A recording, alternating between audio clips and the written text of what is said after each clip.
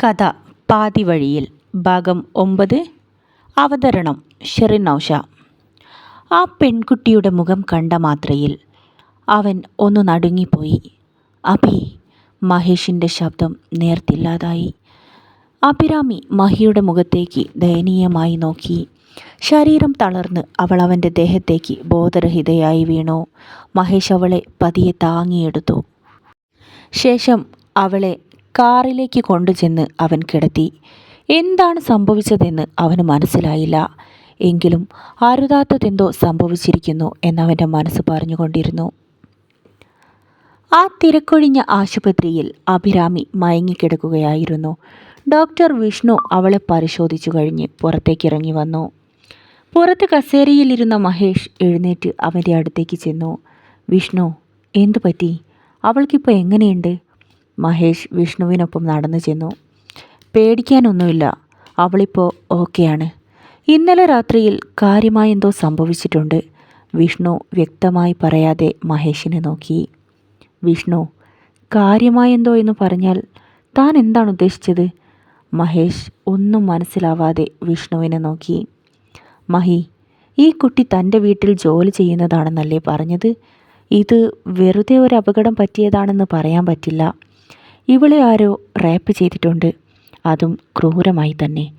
വിഷ്ണു മഹേഷിൻ്റെ മുഖത്തേക്ക് നോക്കി. ഇത് പുറത്തറിഞ്ഞാൽ വലിയ പ്രശ്നമാണ്. തനിക്കറിയാലോ മഹി, ഞാനും നീയും ഇതിൽ കുറ്റക്കാരാകും. മഹേഷ് ആകെ തകർന്നു പോയിരുന്നു. അവൻ എന്ത് ചെയ്യണമെന്നറിയാതെ അവിടെ മാകെ നടന്നുകൊണ്ടിരുന്നു. മഹി, താൻ തെറ്റൊന്നും ചെയ്തിട്ടില്ലെങ്കിൽ എന്തിനാ പേടിക്കുന്നത്?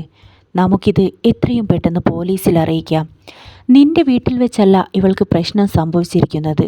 പ്രതികൾ ആരാണെങ്കിലും പോലീസ് കണ്ടെത്തിക്കോളും. വിഷ്ണു മഹേഷിനെ പറഞ്ഞു മനസ്സിലാക്കാൻ ശ്രമിച്ചു. പ്ലീസ് വിഷ്ണു, പോലീസിൽ കംപ്ലൈൻറ്റ് ചെയ്യാൻ ഞാൻ ആഗ്രഹിക്കുന്നില്ല. അതുകൊണ്ടാണ് ടൗണിലേക്കൊന്നും ഹോസ്പിറ്റലിലേക്ക് ഞാനിവളെ കൊണ്ടുപോവാതിരുന്നത്. നിന്നോടാവുമ്പോൾ പുറത്തറിയിക്കരുതെന്ന് എനിക്ക് റിക്വസ്റ്റ് ചെയ്യാമല്ലോ. ഇപ്പോഴാണ് എനിക്ക് പൂർണ്ണമായും എല്ലാം മനസ്സിലായത്. അഭിയെ ആരോ ഉപദ്രവിച്ചു. അതിൽ മനസ്സ് നേറിയാണ് അവൾ ആത്മഹത്യയ്ക്ക് ശ്രമിച്ചത്. വിഷ്ണു, താനൊന്ന് ഓർത്തു നോക്ക്. അവൾ ജീവനൊടുക്കാൻ ശ്രമിച്ചത് എന്തിനു വേണ്ടിയായിരിക്കും? അവളെ ആരോ റേപ്പ് ചെയ്തിട്ടുണ്ടെന്നത് ആരെങ്കിലും അറിയുമോ എന്നുള്ള ഭയമായിരിക്കും അവളെ അത് ചെയ്യാൻ പ്രേരിപ്പിച്ചത്. ഞാൻ അവളെ അതിൽ നിന്നും തടഞ്ഞു. എന്നാൽ ഇനി നമ്മളിത് പോലീസിൽ അറിയിച്ചാലുള്ള സ്ഥിതി എന്താവും? അഭിരാമി ഉണരുമ്പോൾ ആദ്യം കാണുന്നത് മുൻപിൽ പോലീസിനെ ആയിരിക്കും. പിന്നീട് ഇതൊരു കേസിലേക്ക് മാറും. മീഡിയക്കാർ അറിയും. അഭിരാമി എന്താണോ ഭയന്നത് അത് തന്നെ സംഭവിക്കും. അവളെ മരിക്കാൻ അനുവദിക്കാതെ രക്ഷപ്പെടുത്തിയതിന് അവൾക്ക് എന്നോട് തന്നെ വെറുപ്പ് തോന്നും. വേണ്ട വിഷ്ണു, അവൾക്ക് ബോധം വരട്ടെ. നമുക്കെല്ലാം അവളോട് തന്നെ ചോദിച്ചറിയാം. അവൾക്ക് സമ്മതാണെങ്കിൽ മാത്രം പോലീസിൽ അറിയിക്കാം. മഹേഷ് വിഷ്ണുവിനെ തൽക്കാലത്തേക്ക് പറഞ്ഞ് സമ്മതിപ്പിച്ചു. സമയം ഉച്ചയോടടുത്തു. അഭിരാമി പതിയെ മയക്കത്തിൽ നിന്നും ഉണർന്നു. അവൾ മെല്ലെ കണ്ണു തുറന്നു. പേടിപ്പെടുത്തുന്ന പല ഓർമ്മകളും അവളുടെ കണ്ണിലേക്ക് ഓടിയെത്തി. കണ്ണുകൾ അടച്ചു വച്ച് അവൾ ശക്തിയായി ശ്വാസമെടുത്തു. അഭി. വിഷ്ണു അവളുടെ അടുത്തേക്ക് ചെന്നു. അഭിരാമി വിഷ്ണുവിനെ ഭയത്തോടെ നോക്കി. തന്നെ ആരാണിവിടെ കൊണ്ടുവന്നിരിക്കുന്നത്? ശത്രുവാണോ അതോ മിത്രമാണോ? അവളുടെ കണ്ണുകൾ ഭയത്തോടെ കുറുകി വന്നു. വിഷ്ണു സിസ്റ്ററെ നോക്കി. പുറത്ത് മഹിയുണ്ട്, അവനെ വിളിക്കൂ. അഭിരാമി കണ്ണു തുറന്നു. സിസ്റ്റർ പെട്ടെന്ന് തന്നെ വാതിൽ തുറന്ന് പുറത്തേക്ക് പോയി. കാറിൻ്റെ അടുത്ത് നിന്നുകൊണ്ട് പപ്പയോട് ഫോണിൽ സംസാരിക്കുകയായിരുന്നു മഹേഷ്. പപ്പ, രാത്രിയിൽ മാധവൻ എന്നെ വിളിച്ചിരുന്നു. ഗസ്റ്റ് രാത്രി ഇറങ്ങിപ്പോയെന്നും അഭിരാമിയെ കാണാനില്ലെന്നും അയാൾ എന്നോട് പറഞ്ഞു. ആ സമയത്ത് പപ്പയുടെ ഉറക്കം കളയേണ്ടെന്ന് കരുതിയാ ഞാൻ പപ്പയെ വിളിക്കാതിരുന്നത്. മഹേഷ് അശോകനോട് കാര്യങ്ങൾ പറഞ്ഞു. എന്താ മഹി, എന്നോട് പറഞ്ഞില്ലെങ്കിൽ പ്രശ്നമില്ല. പക്ഷേ അത് നീ അന്വേഷിക്കണ്ടേ? എന്തുകൊണ്ട് നീ അതിനെക്കുറിച്ചൊന്നും ശ്രദ്ധിച്ചില്ല? നീ എന്താ റിസോർട്ടിൽ പോവാതിരുന്നത്? അശോകൻ്റെ വാക്കുകളിൽ ദേഷ്യവും നീരസവുമുണ്ടെന്ന് മഹിക്ക് മനസ്സിലായി. എങ്കിലും അവൻ അഭിരാമിയെ കണ്ട കാര്യം അശോകനോട് പറഞ്ഞില്ല. പപ്പ, ഞാൻ അപ്പം തന്നെ റിസോർട്ടിലേക്ക് പുറപ്പെട്ടതാ. പക്ഷേ അപ്പോഴാണ് എൻ്റെ ഒരു ഫ്രണ്ട് വിളിച്ചത്. ഞാൻ മറ്റൊരാവശ്യത്തിൽ പെട്ടുപോയി. എനിക്ക് റിസോർട്ടിലേക്ക് എത്താൻ കഴിഞ്ഞില്ല. അപ്പോഴേക്കും സിസ്റ്റർ മഹേഷിൻ്റെ അടുത്തെത്തിയിരുന്നു. സാറേ, ആ പെങ്കൊച്ച് കണ്ണു തുറന്നു.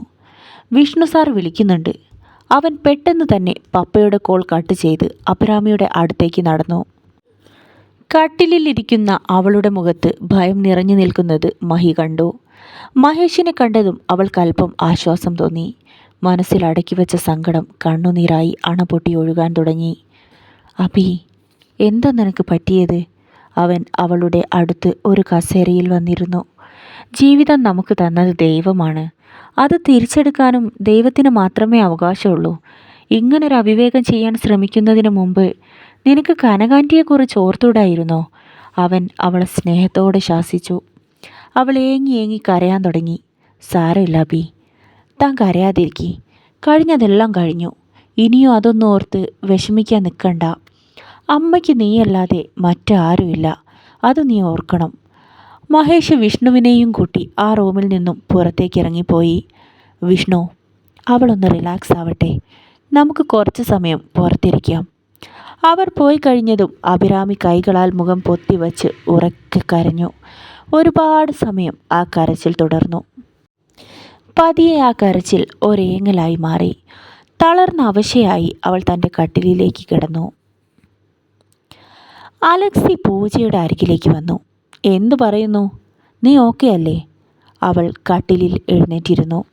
അതെ അലക്സി, എനിക്കിപ്പോൾ കുഴപ്പമൊന്നുമില്ല. അവളുടെ മുഖത്ത് സങ്കടമുള്ളതായി അവന് തോന്നി. എന്തിനാ താൻ വിഷമിക്കുന്നേ? സാരില്ലടോ, എനിക്കറിയാം ആ കുഞ്ഞ് നമ്മുടേത് തന്നെയായിരുന്നു. എങ്കിലും നീ ടെൻഷൻ ആവാതിരിക്കെ. ഒരുപക്ഷെ ആ കുഞ്ഞ് നഷ്ടപ്പെട്ടത് നമ്മുടെ നല്ലതിനായിരിക്കും. നീ പ്രഗ്നൻ്റ് ആണെന്നറിഞ്ഞ മഹേഷ് നിനക്ക് ഡിവോഴ്സ് തരാൻ തയ്യാറാവില്ല. മഹേഷ് അതവൻ്റെ കുഞ്ഞാണെന്ന് പറഞ്ഞ് പ്രശ്നങ്ങളുണ്ടാക്കാൻ ശ്രമിക്കും. നമുക്കെല്ലാം ഒരു തലവേദനയാവുമായിരുന്നു. ഇതിപ്പോൾ വലിയ പ്രശ്നമൊന്നും ഉണ്ടാവില്ലല്ലോ. നീ എത്രയും പെട്ടെന്ന് അവന് പേപ്പേഴ്സ് എല്ലാം അയച്ചു കൊടുക്ക്. ഡിവോഴ്സ് കഴിഞ്ഞാൽ ഉടനെ നമ്മുടെ വിവാഹം നടത്തണം. അവൻ അവളുടെ കൈകളിൽ പിടിച്ചുകൊണ്ട് സ്നേഹത്തോടെ പറഞ്ഞു. പൂജ, നാളെ ഡിസ്ചാർജ് ആവുമ്പോൾ ഞാൻ നിന്നെ കൊണ്ടുപോകാൻ വരും. വിവാഹം കഴിയാനൊന്നും നിൽക്കണ്ട. ഇനി അങ്ങോട്ട് നീ എൻ്റെ ഒപ്പം കഴിഞ്ഞാൽ മതി. അലക്സി അവളുടെ കൈകൾ പതുക്കെ ചുംബിച്ചു. ആ സ്നേഹപ്രകടനത്തിൽ പൂജയ്ക്ക് ഏറെ സന്തോഷമായി. കുഞ്ഞ് നഷ്ടപ്പെട്ട ദുഃഖം മറന്ന് അവൾ പ്രണയപരവശയായി അവനെ നോക്കി. പാതി വഴിയിൽ കഥയുടെ ഈ ഭാഗം ഇവിടെ അവസാനിക്കുന്നു. അടുത്ത പാർട്ടുമായി ഞാൻ ഉടനെ വരുന്നതാണ്.